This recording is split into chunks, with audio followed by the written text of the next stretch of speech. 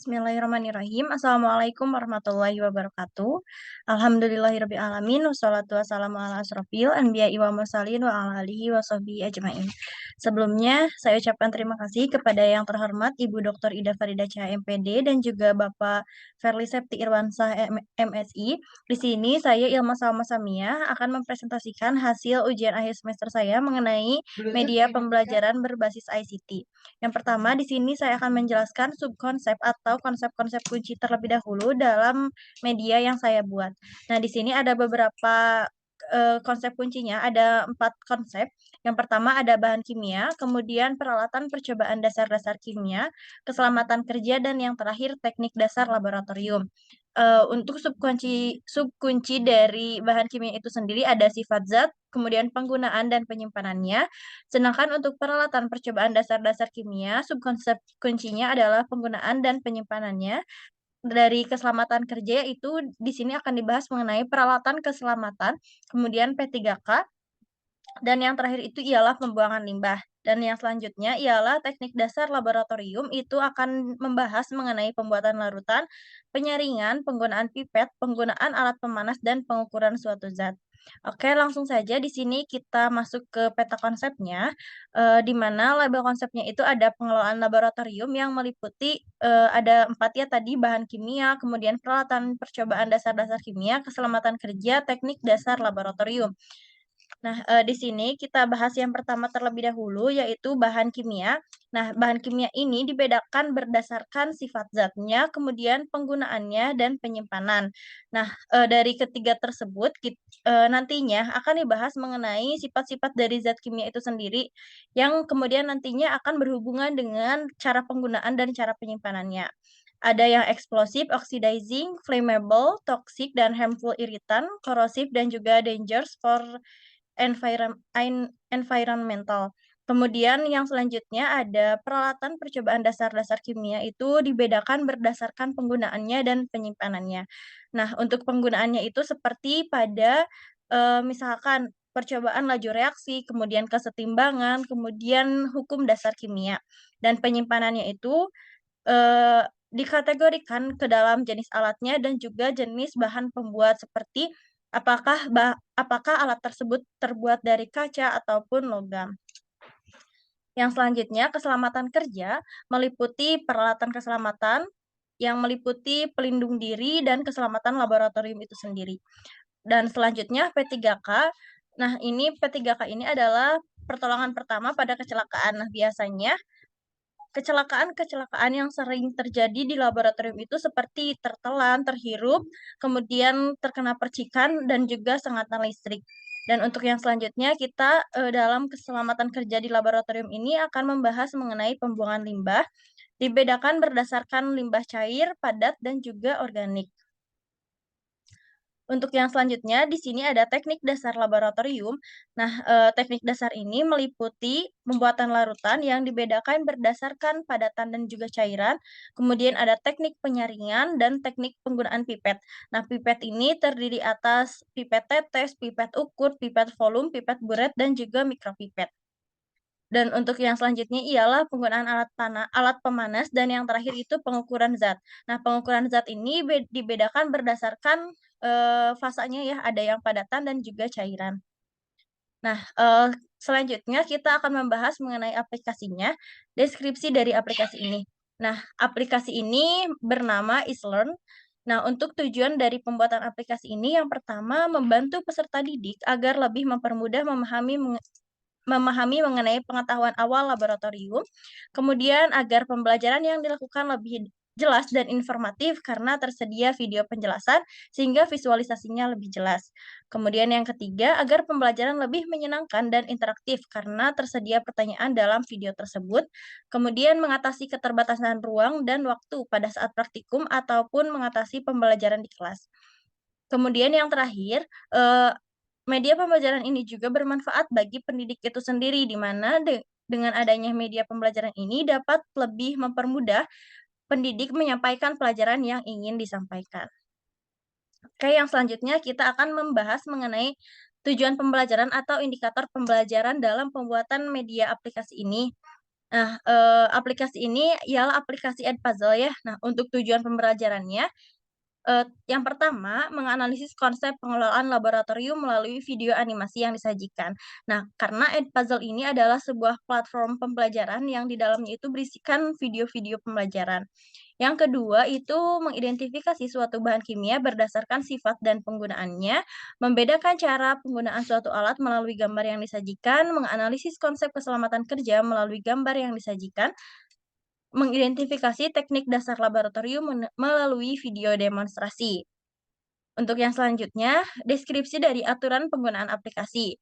Tadi aplikasi Edpuzzle ini adalah aplikasi video pembelajaran, nah di mana dalam video pembelajaran tersebut bisa diselipkan beberapa pertanyaan berupa multiple choice ataupun esai. Nah, aturan-aturan dalam penggunaan aplikasinya, yang pertama itu setiap peserta tidak wajib memasukkan tidak wajib, login, tapi wajib memasukkan kode kelas yang diberikan gitu. Nah, kemudian, wajib memasukkan nickname. Yang ketiga, peserta didik wajib menonton video hingga selesai. Kemudian yang keempat, peserta didik wajib menjawab setiap pertanyaan yang muncul, karena jika tidak dijawab tidak bisa meneruskan video pembelajaran. Untuk yang selanjutnya, peserta didik tidak bisa mempercepat atau men-skip video dan pertanyaan yang ditampilkan. Nah, itu merupakan salah satu kelebihan dari, video pembelajaran Edpuzzle ini, karena, kebanyakan dari peserta didik itu ingin cepat selesai ya, sehingga di media pembelajaran Edpuzzle ini tidak bisa, mempercepat video tersebut. Nah, untuk flowchart atau cara kerja dari media pembelajaran ini itu ada halaman utamanya, kemudian memasukkan kode kelasnya, dan nanti akan muncul setelah masuk ke dalam kelas tersebut, nanti akan ada beberapa pilihan video pembelajaran. Nah, ada yang tentang bahan kimia, kemudian peralatan percobaan dasar-dasar kimia, keselamatan kerja, dan juga teknik dasar. Nah, nanti dari setiap, video itu akan ada pertanyaan dan akan ada feedback. Setelah itu, setelah videonya selesai akan ada hasil dan nanti bisa langsung keluar. Oke, yang selanjutnya di sini kita akan membahas mengenai storyboard-nya ya. Di sini ada frame satu itu ada loading terlebih dahulu di frame-nya atau di medianya, kemudian di frame 2 ini berisikan beranda gitu ya. Ada pilihan login, sign up, dan kemudian ada enter open class code. Nah, jadi, peserta didik itu bisa, masuk atau bisa memilih untuk login ataupun sign up, atau bisa juga langsung memasukkan kode kelas, dan ini menjadi salah satu kelebihan dari media pembelajaran Edpuzzle, di mana, peserta didik itu tidak perlu melakukan login atau sign up terlebih dahulu gitu ya, jadi langsung bisa memasukkan kode kelasnya. Oke, selanjutnya ketika, sudah masuk ke dalam kelas tersebut akan ada tampilan seperti ini. Nah, ini setelah itu akan ada, tinggal memasukkan nickname-nya ya. Ini kode kendali programnya ada join class dan juga, eee, keluar ya. Oke, yang selanjutnya ini ada pilihan pembelajaran. Nah, tampilan frame-nya seperti ini. Kendali programnya ada assignment, all, dan juga do, dan no do that gitu ya.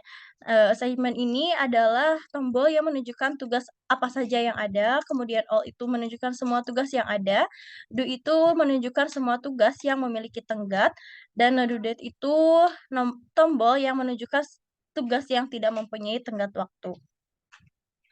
Dan complete itu adalah, tombol yang menunjukkan semua tugas yang telah selesai. Yang selanjutnya, ketika kita misalkan, memilih suatu video ya, nanti akan ada muncul seperti ini, tampilan video pembelajarannya. Dan untuk kendali programnya ada pause. Nah, tombol itu berfungsi untuk memberhentikan video, kemudian ada return atau berfungsi untuk, memutar ulang video dari awal gitu ya, dan ada juga maximize yang berfungsi untuk memperbesar atau memperkecil tampilan video. Nah, untuk selanjutnya, di dalam media pembelajaran Edpuzzle ini diselipkan beberapa pertanyaan gitu ya. Nah, untuk tampilannya seperti ini dan untuk kendali programnya ada rewatch dan juga submit. Rewatch itu diperuntukkan jika ingin menonton kembali gitu ya, dan submit diperuntukkan, jika ingin langsung mengirimkan jawaban, seperti itu. Dan ini ada pertanyaan lagi, untuk pertanyaan tadi adalah pertanyaan berupa esai dan ini adalah pertanyaan berupa multiple choice.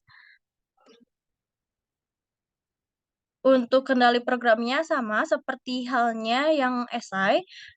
Oke, yang selanjutnya ini, ketika misalkan pertanyaan itu berupa multiple choice, nanti akan langsung ada pilihan atau mohon maaf, langsung ada jawaban, apakah jawaban tersebut benar atau salah, nanti akan ada informasinya. Nah, ini ketika misalkan jawabannya salah, akan langsung diberitahukan bahwa itu wrong.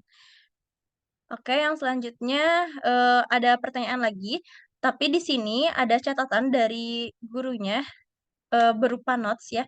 Notes itu tidak perlu diapa-apakan, hanya perlu ketika misalkan notes-nya berupa, voice note, itu hanya perlu didengarkan gitu ya. Jadi tidak perlu merespon apapun. Nah, ketika videonya selesai akan ada tampilan seperti ini dan ada, si result ya, kita bisa melihat hasil dari kuis-kuis atau pertanyaan yang kita jawab. Nah, ini untuk tampilannya nanti, akan terlihat video komplitnya berapa, kemudian nanti kita, bisa melihat hasilnya dengan mengklik to be grade. Nah, ini, kita akan tahu salahnya di mana dan juga, eee, benarnya yang mana gitu ya. Dan ini adalah tampilan terakhir dari media pembelajaran Edpuzzle, sehingga ketika misalkan telah selesai nanti akan kembali lagi ke halaman utama. Nah, untuk contoh aplikasinya ini sendiri kan tadi contoh media pembelajarannya itu Edpuzzle, ini dapat diakses melalui link berikut atau juga bisa, mendownload-nya melalui Play Store. Nah, dan salah satu yang contohnya itu dengan memasukkan kode kode kelasnya itu adalah Remelme. Nah, mungkin itu saja yang dapat saya sampaikan. Terima kasih atas perhatiannya. Billahi taufik wal hidayah. Wassalamualaikum warahmatullahi wabarakatuh.